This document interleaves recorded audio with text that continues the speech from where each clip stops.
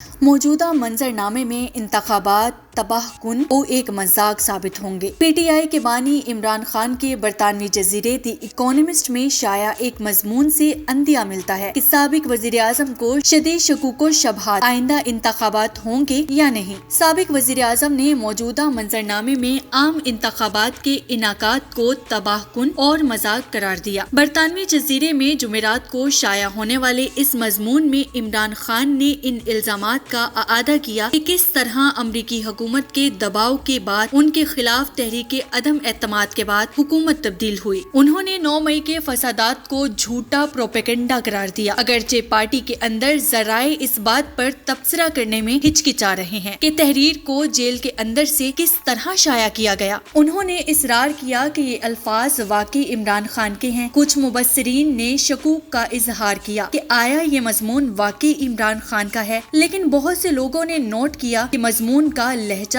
اور مواد ان کے خیالات سے مطابقت رکھتا ہے۔ اسٹیبلشمنٹ لیول پلینگ فیلڈ فراہم کرنے کے لیے تیار نہیں، اس خدشے کا اظہار کرتے ہوئے کہ 8 فروری کو ہونے والے انتخابات بالکل بھی نہیں ہو سکتے۔ آرٹیکل میں کہا گیا کہ اگر الیکشنز ہوتے بھی ہیں تو اس طرح کے انتخابات تباہ کن اور ایک مذاق ثابت ہوں گے، کیونکہ پی ٹی آئی کو انتخابی مہم چلانے کے لیے اس کے بنیادی حق سے محروم کیا جا رہا ہے۔ آرٹیکل میں کہا گیا کہ چاہے انتخابات ہوں یا نہ ہوں، مجھے اور میری پارٹی کو جس طرح سے نشانہ بنایا گیا، اس سے ایک بات واضح ہو گئی ہے کہ اسٹیبلشمنٹ، سیکیورٹی ایجنسیاں اور civil bureaucracy level playing field فراہم کرنے کے لیے بالکل تیار نہیں۔ آرٹیکل میں سابق وزیر اعظم عمران خان نے پی ڈی ایم حکومت کی کارکردگی پر بھی تنقید کرتے ہوئے کہا، اس کی معیشت کو تباہ کر دیا گیا۔ 18 ماہ کے اندر غیر معمولی افراد زر اور کرنسی کی قدر میں کمی ہوئی۔ انہوں نے قتل کی 2 کوششیں، پارٹی رہنماؤں، کارکنان اور سوشل میڈیا ایکٹیوسٹ کے اغوا، قید یا تشدد کا حوالہ دیتے ہوئے لکھا، بدقسمتی سے اسٹیبلشمنٹ نے فیصلہ کر لیا تھا کہ مجھے دوبارہ اقتدار میں آنے کی اجازت نہیں دی جائے، اس لیے مجھے سیاسی منظرنامے سے ہٹانے کے تمام طریقے استعمال کیے گئے۔ عمران خان نے لکھا کہ کچھ رہنماؤں کو دوسری نئی بننے والی سیاسی جماعتوں میں شامل ہونے پر مجبور کیا گیا اور دیگر کو زبردستی میرے خلاف جھوٹی گواہیاں دینے کے لیے بنایا گیا۔ انہوں نے دعویٰ کیا کہ ان سب کے باوجود ان کی پارٹی مقبول ہے۔ بانی پی ٹی آئی نے نواز شریف کے بری ہونے کا حوالہ دیتے ہوئے عدالتوں پر بھی ان الفاظ میں تنقید کی کہ عدلیہ روزانہ ساکھ کھو رہی ہے۔ انہوں نے الزام عائد کیا کہ ان کو یقین ہے کہ نواز شریف نے اسٹیبلشمنٹ کے ساتھ ایک معاہدہ کیا ہے جس کے تحت ان کی بریت کی حمایت اور آنے والے انتخابات میں